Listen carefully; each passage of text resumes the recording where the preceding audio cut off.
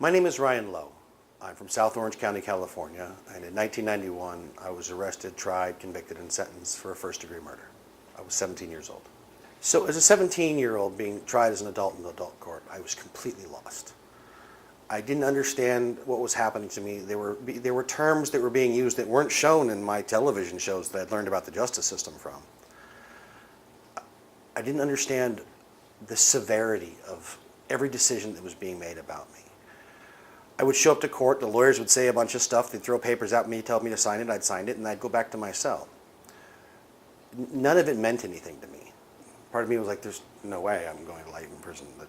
They don't throw kids away. I mean, I'll go to a treatment home somewhere and they'll figure out what's wrong with me and we'll treat my addictions and they'll fix how I'm broken and then I'll come back to the world. But it would be a long time before Ryan returned to the world. He was sentenced to 29 years to life in state prison. The guards are just there to make sure we don't leave. What's run inside is run by the inmates. And at that time, when you were a kid and you went to prison looking like me, they just made you into a weapon. And I walked down to the yard, and on my way out to the yard, there was a 2-on-1 stabbing. I was horrified. I was terrified. There are the older fellows coming by telling me how to make a knife. I've been there in hours, and they're teaching me how to make a knife. It's like the first thing that they want you to learn. They're like, well, you're going to need it. I had a 16-year-old kid who was living with a guy who had 3 life without sentences. That kid never had a chance. He got into prison and he was chewed up immediately. When I last left him, he was so deep into his heroin addiction and he had gone to a PC yard. He was never going to see the free world again. He had caught more time inside just trying to survive and to keep the sharks off his back. We threw that kid away and the system did what you do with trash. It chewed it up. Ryan was fortunate not to get chewed up. He was rehabilitated in prison and earned his parole.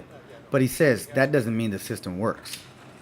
People say, well, look at this example. There's this one shining example of somebody who's doing great. That's the lottery argument. It's a fallacy of rhetoric called the isolated example. We take one isolated example and use it to indicate an entire system. We have tens of thousands of people who are rotting, and we laud the 1 or 2 who are shining. How did I get through? I got lucky. Somebody gave me the space to make a decision that changed my life, and I sunk my teeth in. She is something special, though, isn't she? It is a long way from Folsom to standing underneath the Emmy statue. Ryan is now building his own video production business while mentoring other men out on parole. We're putting together a compilation piece from when we took 50 people, 50 formerly incarcerated persons, whitewater rafting for the first time.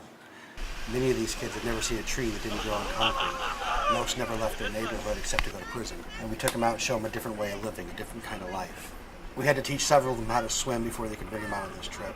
And many of them had never been in water that they could actually immerse themselves in other than the bathtub. And so they're out here on a Class 4 rapid.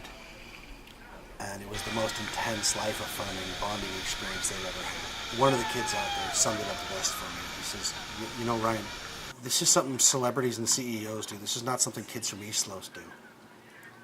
It's very much about showing people that their hands. We describe it as food on the plate. You can't eat food that's not on your plate. If this kid's plate was only ever the neighborhood, it was the only things he ever knew were gangs and drugs and violence. There was nothing else available for him. No real world reality. Everything else he saw was just some stuff for other people on TV.